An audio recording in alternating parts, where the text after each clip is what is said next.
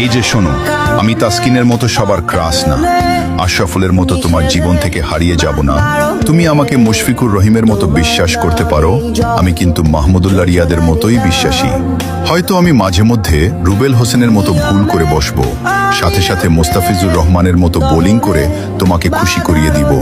হাজারো অপমান সহ্য করেও সাকিব আল হাসানের মতো তোমাকে পাওয়ার চ্যালেঞ্জ নিব। নাজমুল হাসান শান্তর মতো তোমার সব রাগ সহ্য করে নিব। সাইফ হাসানের মতো খুব সহজে তোমার মনে জায়গা করে নিব। তোমার সাথে কখনো তানজিম সাকিবের মতো চোখ রাঙিয়ে কথা বলবো না। তোমার মন খারাপ হলে মেহেদি হাসান মিরাজের মতো নেচে মন ভালো করে দিব। তোমাকে নিয়ে কেউ বাজে কথা বললে লিটন দাসের মতো প্রতিবাদ করব।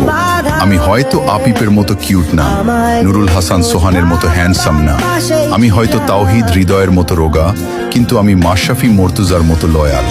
বাংলাদেশ ক্রিকেট ফ্যানদের মতো তোমাকে পাওয়ার অপেক্ষায় থাকবো সারা জীবন। তোমাকে পেলে আমি বাংলাদেশ বিশ্বকাপ জয়ের মতো উদযাপন করব। দিন শেষে আমি সব ভুলে গিয়ে শুধুই এবং শুধুই